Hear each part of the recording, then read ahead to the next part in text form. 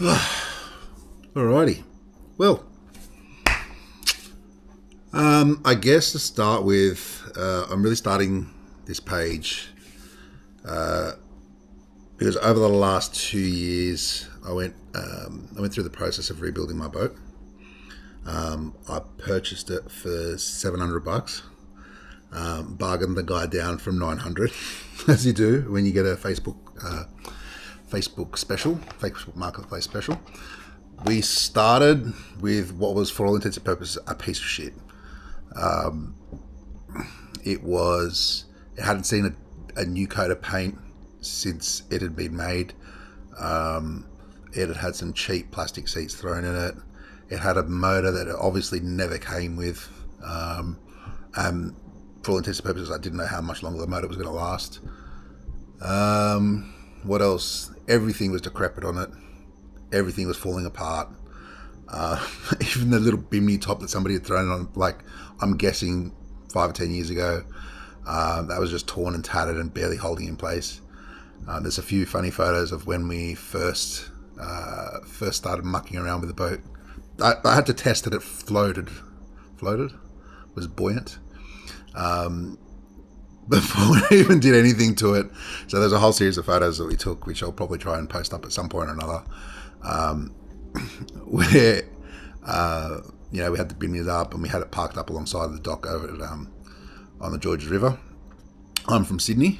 I fish in and around the Sydney area. I love going down south. I love going up north.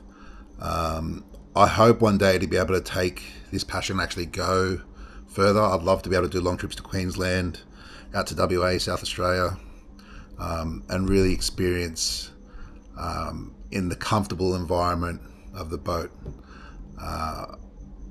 different areas. I guess that's sort of the whole nomadic adventure, why people get that whole buzz to go camping. I don't have the camping or caravans and stuff like that, but I do have it for a boat, so I wouldn't mind going and doing that at some point.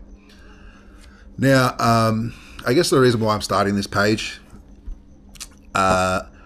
during the process of building this boat, I realized I probably should have been documenting it a lot more than what I actually did. And I realized that there was a lot of information that other people that are not technically trade gifted or got any idea of mechanical aptitude, they'd probably be struggling to try and find out answers to these things themselves. YouTube and Google have been great, but even doing that, there's a fuckload of shifting and sifting and filtering from things that you can or can't do, and a lot of it came down to just people's opinions. There's a lot of stuff that I've done, like some of the coatings and the paint that I used for the boat. I had one bloke who's swearing at me and arguing with me up and down and black and blue on one of the Facebook groups that you can't use that coating and it's not going to work and it'll just flake off and peel off. And the more you realise that people have these opinions is generally an indication of the sort of people they are and what jobs they're capable of.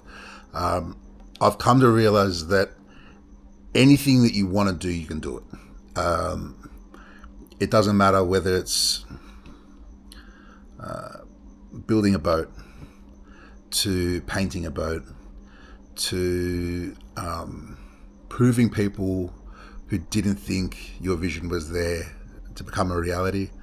I have one person in particular that still hasn't been on the boat, who looked at the boat, laughed at the boat, and I've sort of made it my mission not to invite them because they sort of turned their nose up really badly at the boat.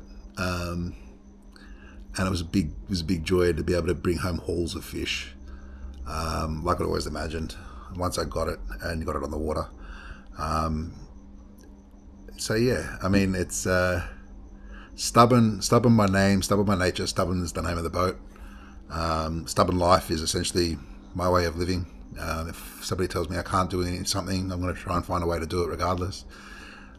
So yeah, I think that's where we'll leave this one. We'll try and cap it under 5 minutes. The basic introduction is I made a boat, I love fishing, and I hope to take you on the journey as we go along.